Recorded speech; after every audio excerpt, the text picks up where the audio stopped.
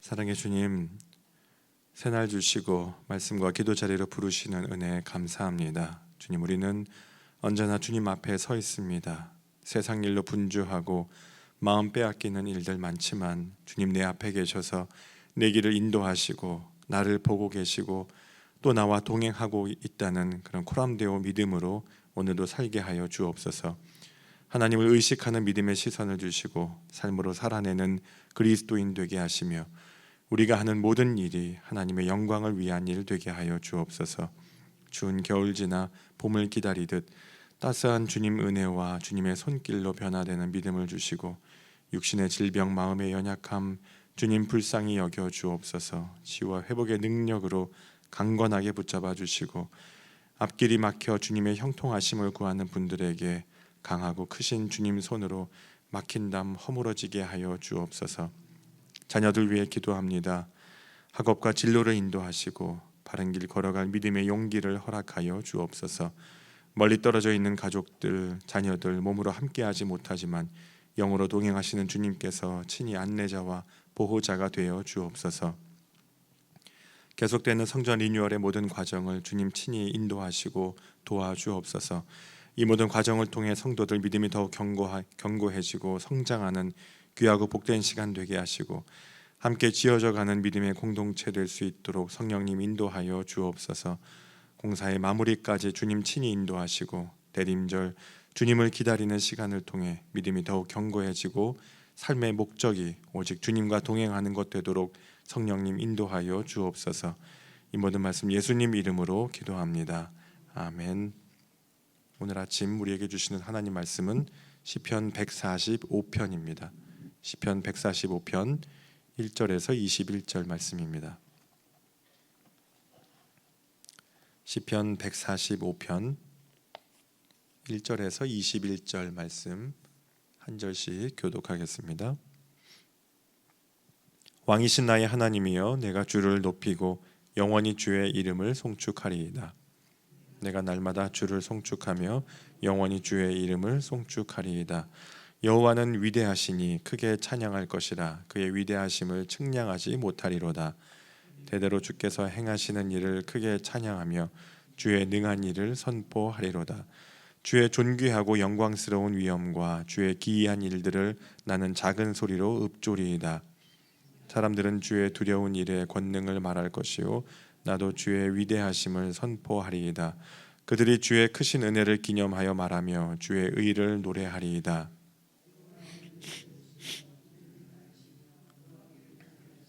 인자하심이 크시도다. 여호와께서는 모든 것을 선대하시며 그 지으신 모든 것에 긍휼을 베푸시는도다. 여호와여, 주께서 지으신 모든 것들이 주께 감사하며 주의 성도들이 주를 송축하리이다. 그들이 주의 나라의 영광을 말하며 주의 업적을 일러서 주의 업적과 주의 나라의 위엄 있는 영광을 인생들에게 알게 하리이다. 주의 나라는 영원한 나라이니 주의 통치는 대대에 이르리이다. 여호와께서는 모든 넘어지는 자들을 붙드시며 비굴한 자들을 일으키시는도다. 모든 사람의 눈이 주를 앙망하오니 주는 때를 따라 그들에게 먹을 것을 주시며 손을 펴사 모든 생물의 소원을 만족하게 하시나이다. 여호와께서는 그 모든 행위에 의로우시며 그 모든 일에 은혜로우시도다.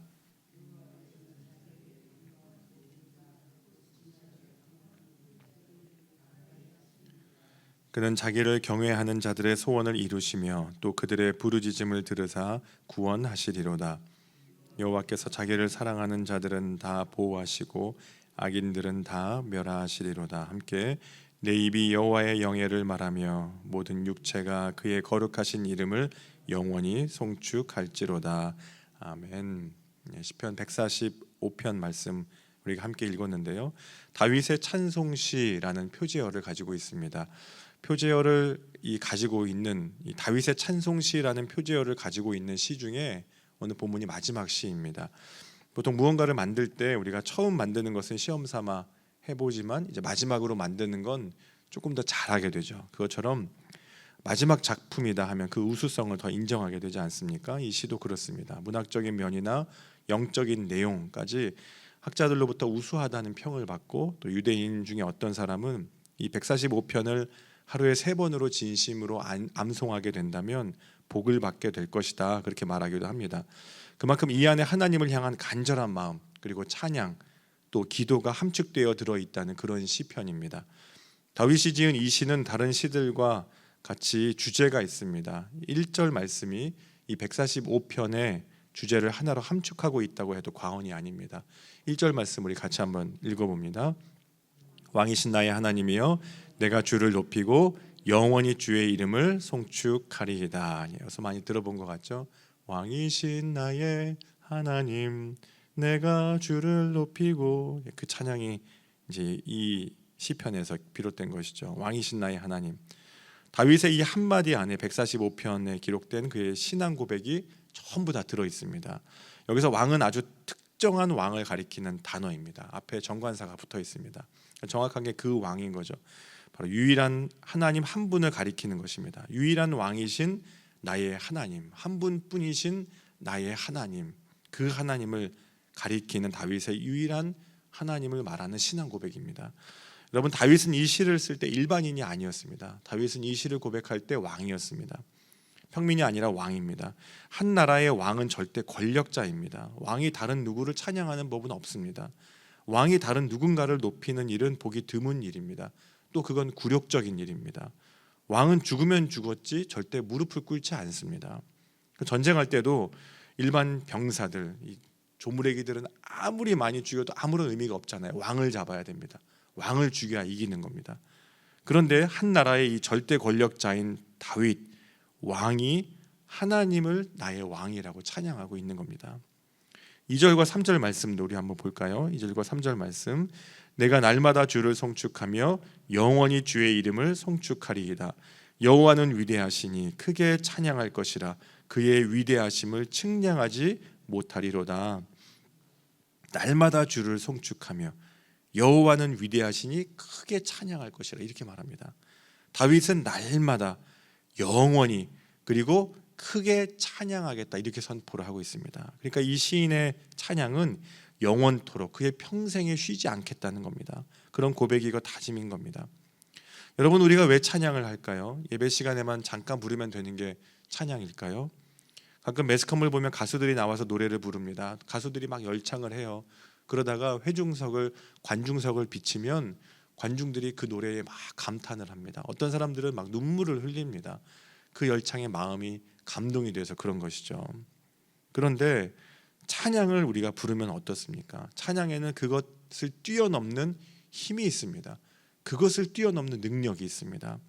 찬양은 우리의 이성과 감정을 움직이는 것뿐 아니라 우리 영의 세계를 움직이기 때문에 그렇습니다. 성령께서 찬양할 때 역사하시고, 성령께서 우리가 찬양할 때 우리 마음을 움직이시고 우리의 모든 것들, 우리의 삶을 인도하시는 능력을 경험하게 하시죠. 그래서 찬양에는 능력이 있습니다. 성경에 보면 찬양의 능력을 보여주는 여러 가지 기사들이 기록되어 있죠. 그중에 역대하 20장에 보면 여호사밧 왕의 이야기가 있습니다. 모압과 암몬 사람들이 손을 잡고 여호사밧을 치러 왔을 때 전쟁을 일으킵니다. 여호사밧 왕은 이 대군을 이길 힘이 없습니다. 군대도 부족합니다. 그러자 모든 유다 백성에게 금식을 선포하고 기도하기 시작합니다. 이 일은 자신의 힘과 능력으로 가능한 일이 아니었습니다.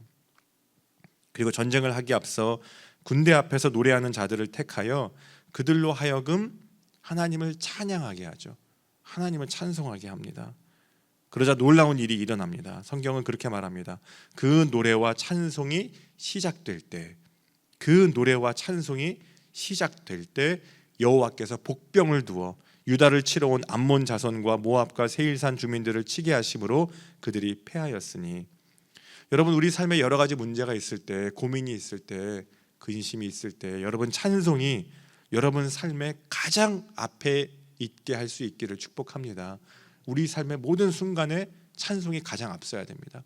하나님을 찬송할 때 하나님께서 모든 것들을 이길 수 있도록 도와주십니다. 노래와 찬송이 시작될 때 하나님께서 복병을 두어 그 전쟁을 이기게 하셨습니다. 싸우지도 않고 승리한 전쟁이 되었죠. 그뿐만이 아니라 사도행전 16장에 보면 바울은 전도하다 억울한 누명을 쓰고 감옥에 갇히게 됩니다. 한밤중에 두려움과 절망이 가득해야 될 감옥 안에서 그는 부흥회를 시작합니다. 찬송을 부릅니다. 그러자 옥문이 열리는 믿기 힘든 일이 일어납니다. 이와 같은 일들이 우리에게 무엇을 가르쳐 줍니까? 하나님을 찬양하는 우리의 입술, 하나님을 높여드리는 우리의 찬양은 삶의 중심이 되어야 한다는 것입니다. 매일매일 좋은 일이 있을 때뿐 아니라 고난과 절망 중에도 우리는 하나님을 찬양해야 됩니다. 마음이 울적할 때 좋은 노래 한 곡을 불러도 우리 마음에 위로가 됩니다. 하물며 하나님을 찬양하는 일이 얼마나 큰 능력이 나타나겠습니까? 알지 못하고 깨닫지 못했던 하나님의 놀라운 역사가 일어나게 됩니다. 그래서 우리가 예배를 드릴 때 찬양으로 시작하죠. 말씀을 듣기 전에 찬양을 충분히 부릅니다. 왜 그럴까요? 찬양은 우리의 영혼을 눈뜨게 하고 하나님을 바라보게 하기 때문에 그렇습니다. 다윗도 그랬습니다. 그는 왕이었지만 하나님을 찬양하기를 쉬지 않았습니다. 영의 눈이 열려있던 사람이었습니다. 찬양을 통해 하나님을 바라보는 것, 찬양을 통해 그의 마음에 눈을 뜨게 하는 것, 영의 눈을 뜨는 것. 그러자 내 앞에 계신 하나님이 보였습니다.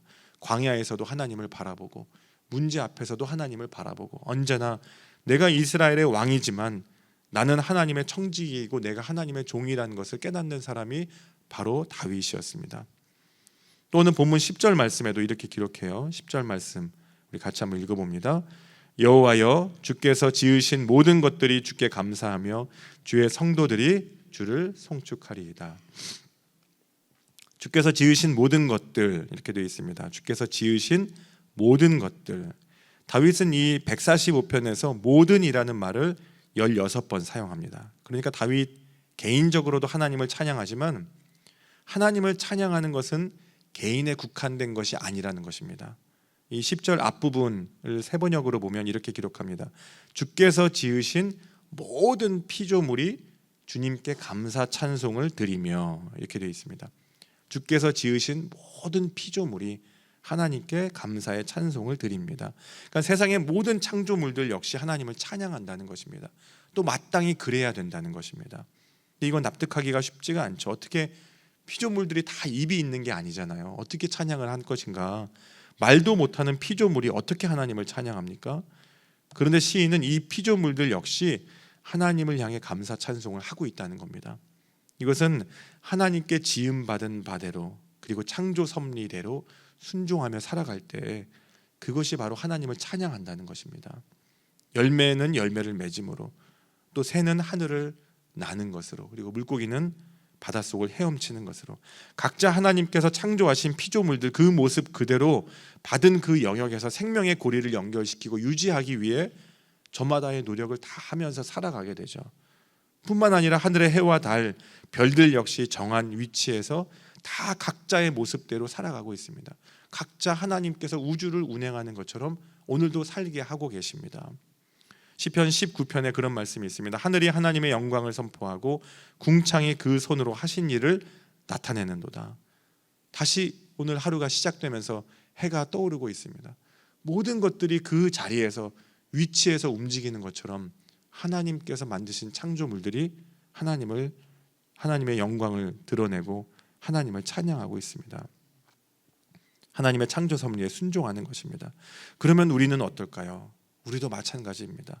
하나님께서 창조하신 피조물로 오늘 하루를 살아갈 때 주께서 우리에게 맡겨주신 우리의 삶의 자리가 있습니다. 내가 감당해야 되는 역할이 있습니다. 가정과 직장과 학교에서 있는 그 자리에서 하나님의 자녀로 살아가는 것, 때로는 힘들고 버겁고 어렵지만 우리 그리스도인들의 삶을 온전히 살아낼 수 있도록 성령님께서 우리에게 힘을 달라고 오늘 아침에도 나와서 이렇게 기도하는 줄 믿습니다. 그 하나님을 찬양하는 기도를 드리고 또 하나님을 찬양하는 삶을 사는 것, 그것이 우리가 감당해야 되는 신앙의 과제입니다. 그럴 때 하나님께서 이렇게 말씀하십니다. 18절과 19절 말씀. 여호와께서는 자기에게 간구하는 모든 자, 곧 진실하게 간구하는 모든 자에게 가까이 하시는도다. 그는 자기를 경외하는 자들의 소원을 이루시며 또 그들의 부르짖음을 들으사 구원하시리로다. 주님을 찬양할 때 주님께서 우리들의 삶을 인도하시고 또 하나님께 간구하는 모든 자에게 가까이 하신대요. 우리가 하나님께 찬양하고 하나님께 기도하면 하나님이 우리를 만나주시고 가까이 찾아와 주시겠다, 그렇게 말씀하십니다. 오늘도 기도로 나아갈 때 가까이 다가오시는 그런 주님을 만나고 또 주님과 동행하는 복된 날 되시길 간절히 축원합니다. 함께 기도하겠습니다.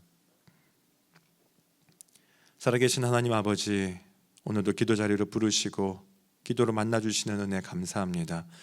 오늘도 왕이신 나의 하나님을 높여드리고 오직 주님만을 찬양합니다. 우리 입술에 끊이지 않는 찬양이 있도록 믿음을 더하시고 진실과 경외함으로 찬양 드리는 삶을 살 수 있도록 성령님 주장하여 주옵소서. 이제는 우리 구주 예수 그리스도의 은혜와 하나님 아버지의 한량없는 사랑하심과 성령님의 인도하심이 주님과 동행하며 왕이신 나의 하나님을 고백하며 새로운 오늘을 살기로 다짐하는 모든 믿음의 가족들 위해 이제와 영원히 함께 하시기를 축원하옵나이다. 아멘.